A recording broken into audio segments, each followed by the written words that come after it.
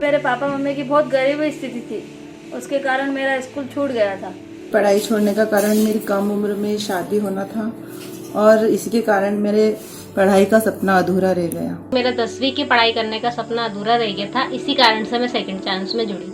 मेरी शादी जल्दी होने के कारण मैंने अपनी पढ़ाई बीच में ही छोड़ दी। सेकंड चांस प्रोग्राम में मुझे दूसरा मौका मिला अपनी पढ़ाई पूरी करने का। जब हम क्लासरूम में पढ़ाई करते थे तो हमें बहुत अच्छा लगता था। ऐसा नहीं महसूस होता था कि पहले पढ़ के छोड़ दिया है, ऐसा लगता था वापस हमारे कोई पढ़ाई वाले दिन आ गए हैं।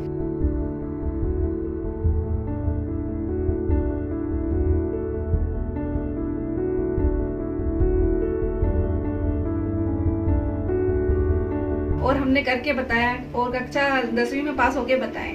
इस तरह से जब हमारे को मार्कशीट मिलती है तो और आगे बढ़ने की हमको प्रेरणा मिलती है कि और कुछ करके बताएं।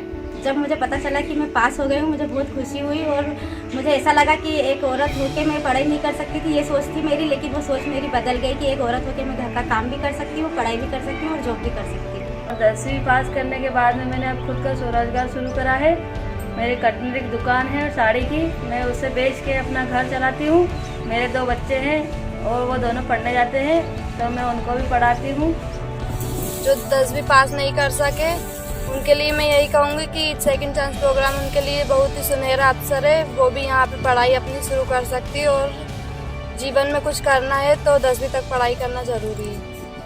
Adaptability, readiness to learn and a focus on solution. This is how I can describe the last few weeks at Pratham Second Chance program. So it was just after mid-March when we started receiving the advisories and some notifications from Pratham, from the state boards and even from Government of India about staying at home and we could not hold classes.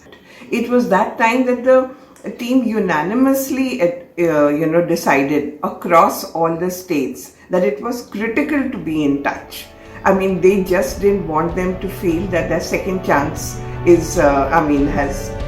could not be availed.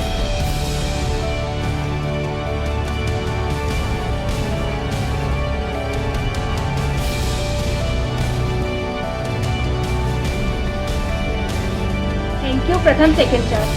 Thank you प्रथम second chance. Thank you प्रथम second chance. Thank you प्रथम second chance.